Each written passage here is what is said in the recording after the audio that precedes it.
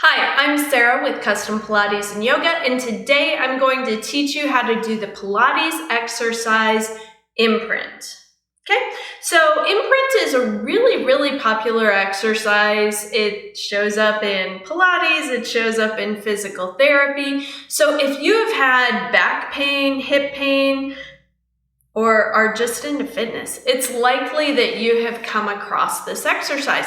Now, it's really important that you do it correctly though, right? Because for any exercise that's supposed to build up our muscles and our core strength, we really want to make sure we're using those muscles 100% correctly to get the maximal benefit from the exercise. Okay, so go ahead, come onto your back. Heels are in line with the sits bones and your arms are right by your sides.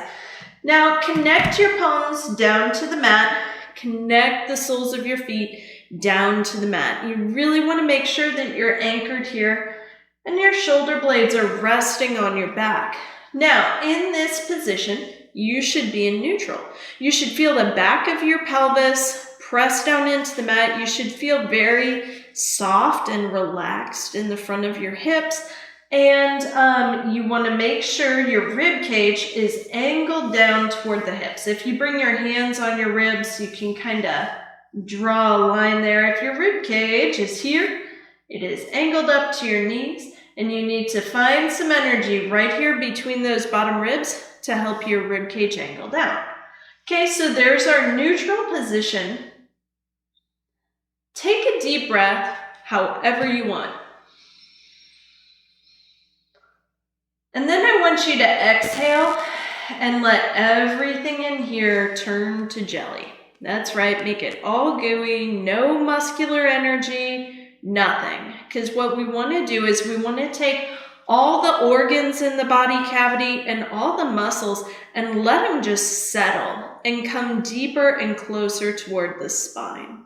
Now, once you feel like you've kind of bottomed out here, you're just going to lightly engage the transverse abdominis, which is your deepest muscle in your abdomen. It's your deepest abdominal muscle, and it kind of works like a casing. It holds everything in. So it's your body's natural corset, and it keeps all your internal organs internally.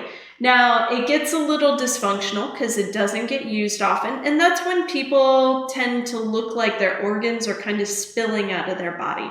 Okay, so just a really light activation of that transverse abdominis to help hold everything like it is. Now, I want you to inhale into the sides of your ribs, and I always feel like I'm filling my armpits with air. So an inhale, side to side here. And as you exhale, I want you to think about drawing your belly button down toward your spine.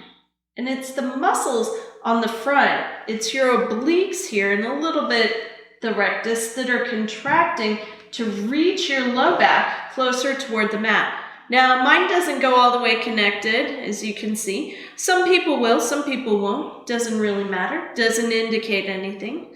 Inhale, return the pelvis back to neutral. And now you want to find muscular energy in your low back to help these muscles work to move the pelvis back. Because if all you do is contract and just don't contract, you're going to end up creating this tilt to your pelvis so that your pelvis gets kind of tucked under, right? So anytime we work a muscle, we want to do contract over here, and that's the abdominals working. Now the abdominals relax, and we're going to do contract with the back muscles to help get that pelvis 100% back to neutral.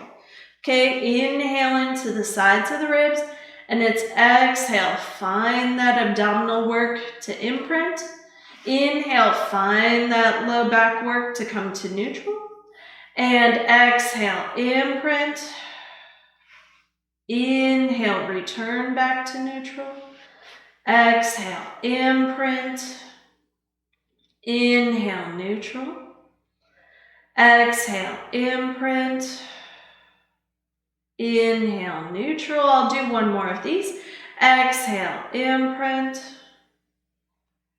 Inhale, neutral. Now, if you're wondering how many should you do, really it's up to you. I normally tend to do Somewhere between 5 and 10. Honestly, 8 is my favorite number to do for imprint, and I don't know why. But I like to give myself enough time to really warm up those muscles for my low back, for my abs, and also let my pelvis move freely.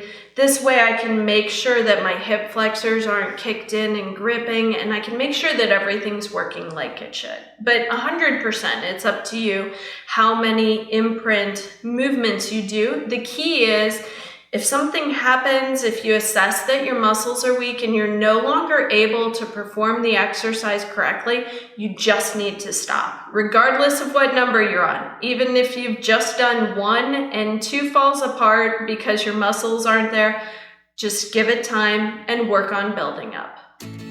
I hope that you've enjoyed this video. If you have, please give it a thumbs up and subscribe to my YouTube channel. And for more information on imprint and other Pilates exercises, please visit my website, www.custompilatesandyoga.com. Thank you.